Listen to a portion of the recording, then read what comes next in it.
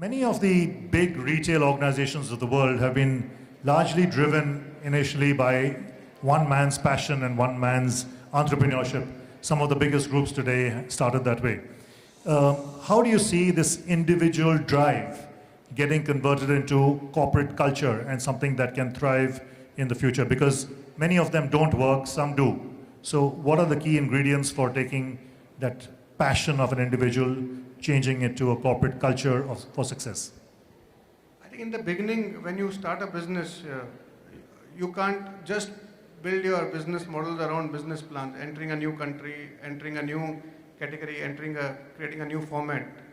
So somebody has to take that risk, and that risk is always taken by an entrepreneur in terms of understanding the market, offering the product to the consumers, learning from it, remodeling the business.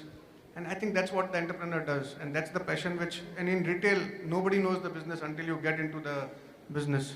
I think the first journey, I believe, always in a retail business is taken by the entrepreneur, but then he builds in the processes, systems, he wants people to come along with him, then he scales up, and that's where it gets corporatized, and that's where people come in and help him to grow the business.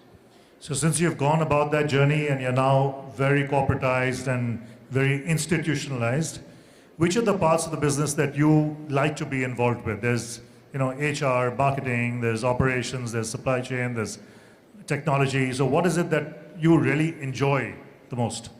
I think what I enjoy the most is strategy, relationships, basically with each of your vendors, each of your landlords. Then is all about marketing, and then building a category, I think, because there's always something new which can be offered to the consumer. That's area where I would love to get involved myself in. And which are the parts that you wish you didn't have to deal with, which you don't enjoy at all? I think the financial reviews. Yeah. Good evening, everyone. My name is Adil Sarjan, and I'm coming from the Danube Group. Now, I have a question for Mr. Biyani, obviously.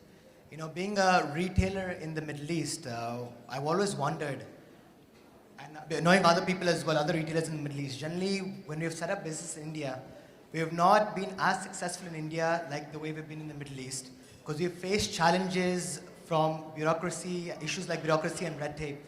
So what are the tips and advice you can give to overcome such challenges? I think in a market like India, you have to look at a horizon of 10 years to 20 years.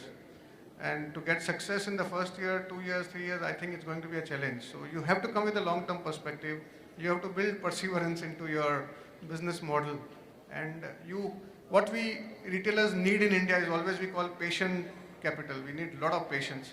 And unfortunately, our interest rates are so high that the patience is wearing off. But I think if you come with a long-term vision, the market is huge and the opportunity is huge.